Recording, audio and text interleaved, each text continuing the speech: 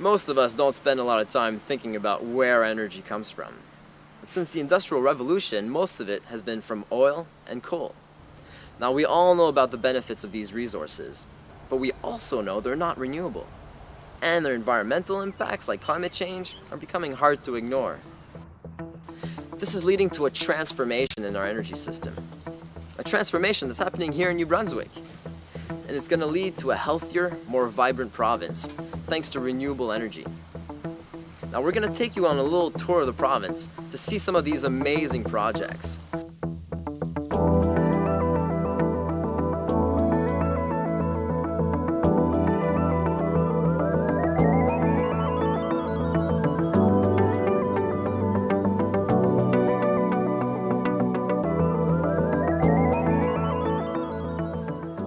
Before we talk about renewable energy, we have to talk about energy efficiency. Put simply, it's about doing the same with less. Joe Waugh of Efficiency NB has been selling the message of efficiency for years. When you're talking about a renewable energy future, efficiency is a fundamental building block of it. Everybody in the field knows that already. You want to provide as little energy as possible, and then we'll use this highly efficient renewable resource. This project behind us is a 6-unit condominium project, and it's got those key components. It's got quite an energy efficient building envelope, ground source heat pump, low energy appliances and lighting, and then the roof on the south side will be completely covered with panels. Most of them will be solar electric or photovoltaic, but every unit will also have 2 solar hot water panels in them. The less energy we use, the less we spend for power and heat, and the easier it is to phase out old-fashioned power plants that still rely on non-renewable sources of energy. We've always used a certain amount of renewable energy. Wood, for example, has always been an easy way of providing heat. And in the early 1900s, New Brunswick started building dams for hydroelectricity. Today, experts agree that about 80% of our electricity could come from renewable sources by 2050. But what does that really mean for New Brunswick? That's why we're here at the Department of Energy to talk with Bill Breckenridge, Director of Alternative Energy. When I think about all the opportunity we have in New Brunswick, it is exciting. And we're also blessed with so many different sources of renewable energy here. There's wind, there's solar, there's biomass, there's run-of-river small-scale hydro. There's fuel from some of our agricultural crops that could be used as renewable energy.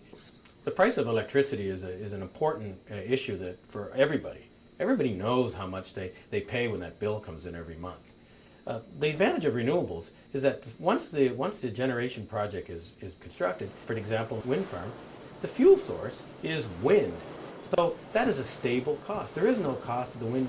You're not subject to foreign governments raising the price of a fossil fuel source, and suddenly the impact on your electricity bill is felt next 6 months when your winter heating system comes in.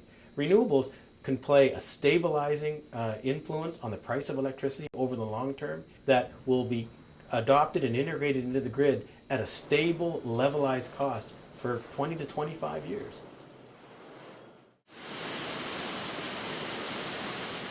Le bruit qu'on entend, c'est le pouvoir de l'eau. C'est un bruit avec lequel on est familier, puisqu'on utilise cette forme d'énergie depuis très longtemps. Mais avec la nouvelle technologie, aujourd'hui, on peut produire encore plus d'énergie avec les vieux barrages. On est ici à Edmundston pour apprendre comment ils ont donné une deuxième vie à ce barrage qui date de 1906. Charles Martin, d'Énergie Edmundston, explique l'expansion du barrage. Il y avait beaucoup d'énergie qui était perdue dans la rivière, juste avec les pelles qui étaient ouvertes. Alors, ce qu'on a décidé de faire, c'est de faire une offre d'achat et puis de réévaluer le plein potentiel de la rivière. Avec les analyses de notre firme d'ingénierie, on est conclu à une turbine de 3,5 MW à ce moment-là. C'est une source d'énergie qui est naturelle, pas rien qui compare à l'hydro en termes d'efficacité. En anglais, il y a un terme, peut-être que, je ne sais pas comment dire en français, mais le projet il est goof-proof. Tu ne peux pas te tromper. C'est ça ce qu'il y a de beau dans l'hydro, parce que la durée de vie est tellement longue que tu ne peux pas te tromper dans tes paiements. De plus petites quantités d'électricité peuvent être produites sans barrage, en utilisant le courant naturel des rivières. Les courants naturels offrent un beau potentiel renouvelable au Nouveau-Brunswick. Another way of making electricity with water is called micro-hydro run-of-the-river systems. These smaller systems don't require a dam, so they have a much smaller environmental impact. We're here at Energy Systems and Design. It's a small New Brunswick company. Let's go talk to Paul Cunningham, the CEO. Hi Paul, how are you doing? Hi. Nice to meet you. Glad you could make it. Yeah, well thanks for having us. This is great. So this is a New Brunswick company making hydro systems. Yeah, I think we're one of a kind. So we've got the generator here, and then the stream would be going underneath, or how does it connect to the water? Well, these nozzles that bolt on the side would have a pipeline connected to them, bringing the water from a higher point, running down to the machine. And then either of these turbine wheels, depending on the site, that would be on the bottom of the machine, and the water would come through the nozzle and spin the wheel around. A good source of water. This is always the best source of energy.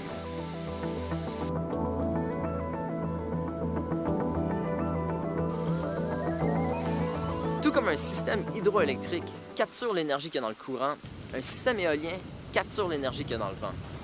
Puis pour mieux comprendre comment est-ce qu'une communauté peut jouer un rôle actif dans le développement de l'énergie renouvelable, on est venu à Lameque pour visiter un projet super intéressant.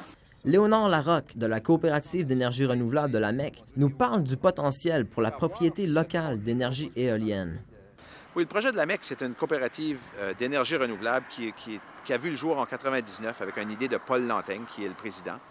Et c'est un projet qui est parti de la communauté. Ils ont débuté avec une étude de faisabilité pour voir s'ils pouvaient implanter un parc d'énergie éolien sur l'île de Lameque.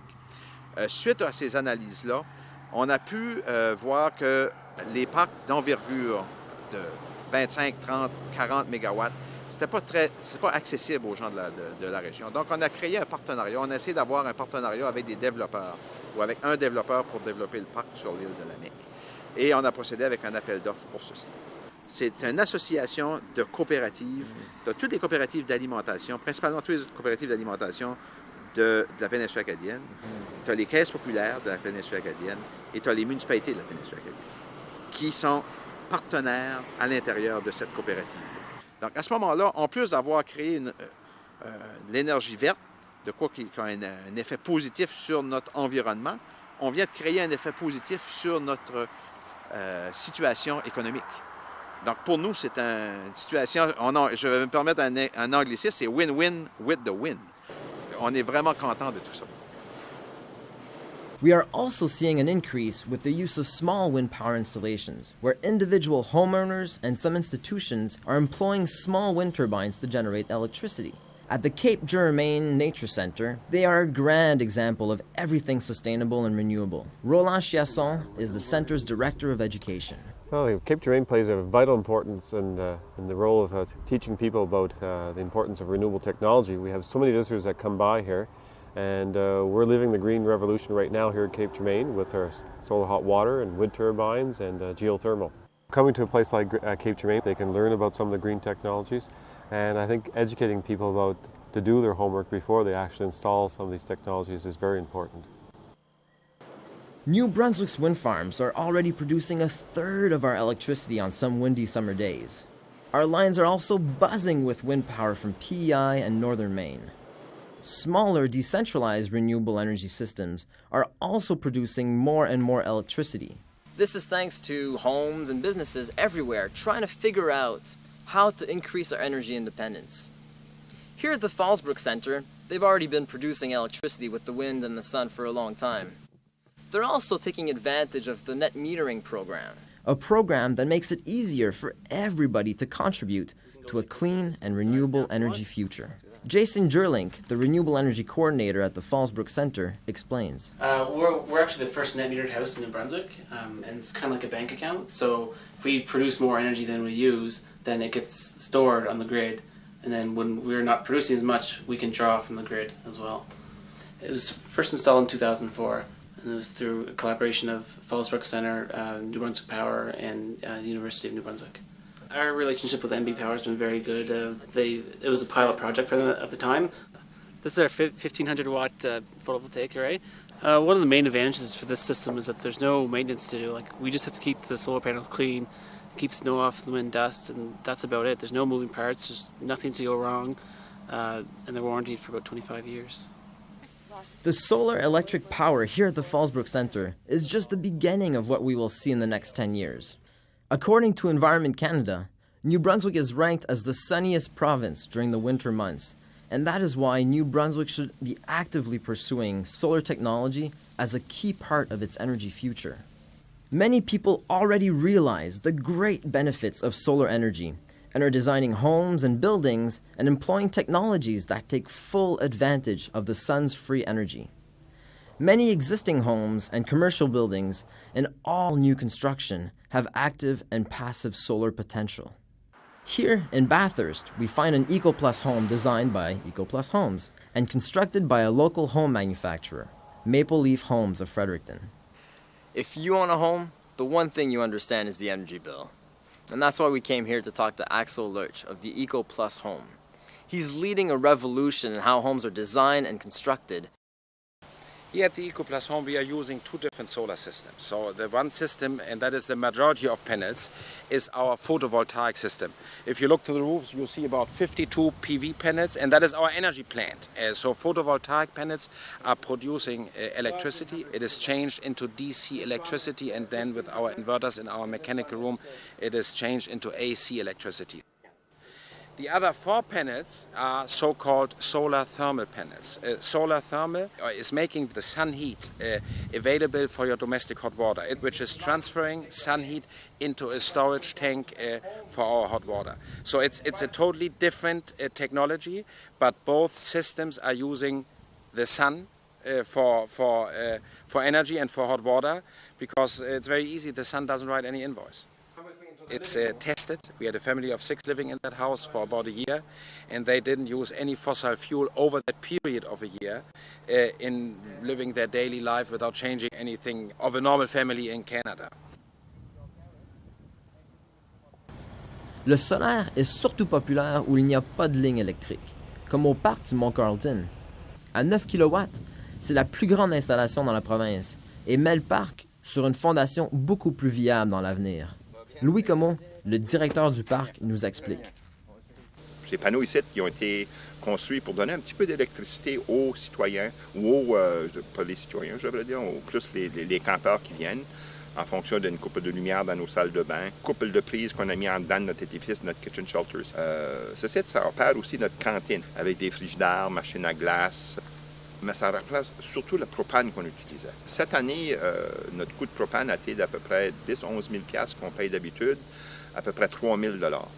Ça veut dire que les panneaux fonctionnent. Et que je pense que tout le public commence à comprendre un petit peu où est-ce qu'on s'en va. On souhaite que le monde quand même vienne ici et regarde leur nature. Parce que dans le fond, le parc Mont-Carleton veut être un parc naturel.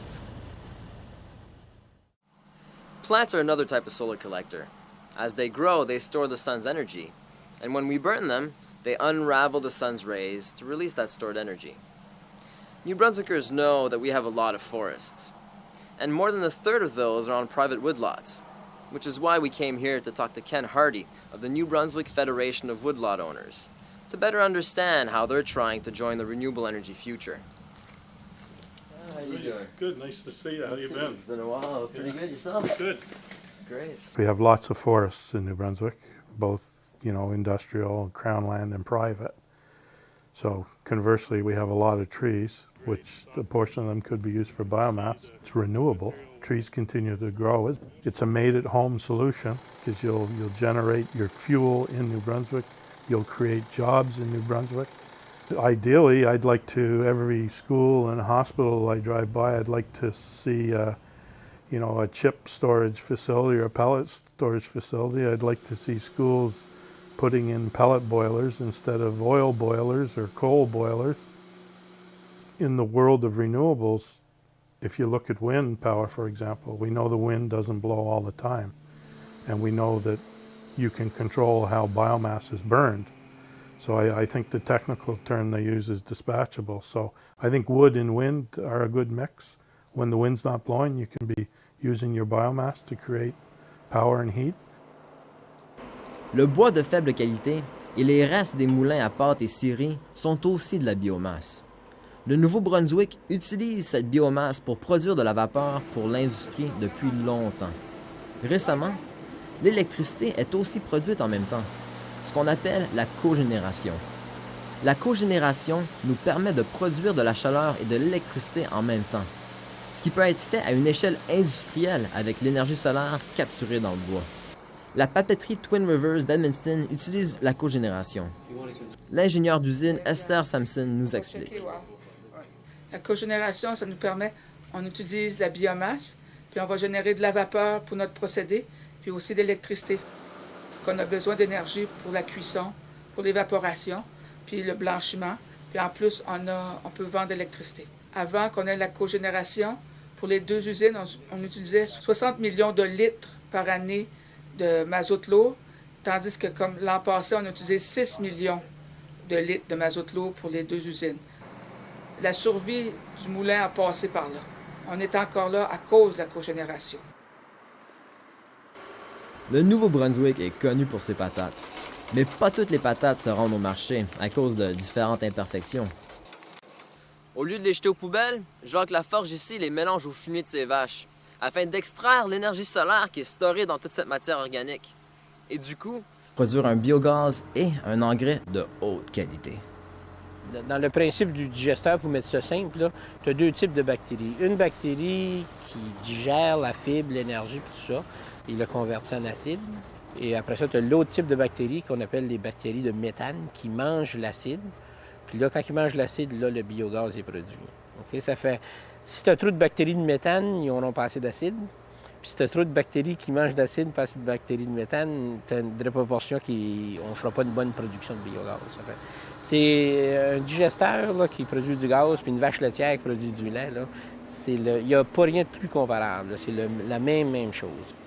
Je pense que le biogaz ça a un rôle multifonctionnel, dans le sens qu'il faut garder le biogaz comme une nouvelle méthode de recycler nos déchets, aller chercher le restant de l'énergie pour la valoriser et minimiser encore plus la pollution ou les émissions de gaz à effet de serre et ces choses-là. Another form of biogas can be found in our landfills, where buried organic waste produces methane. Several landfills in New Brunswick are tapping this source of energy to generate electricity. Here, at the Fundy Region Solid Waste Commission, they are doing exactly that. to collect the gas off the landfill, you got 39 tubes. How does that system work? Well, it's a simple well system, like going to drill a well for water.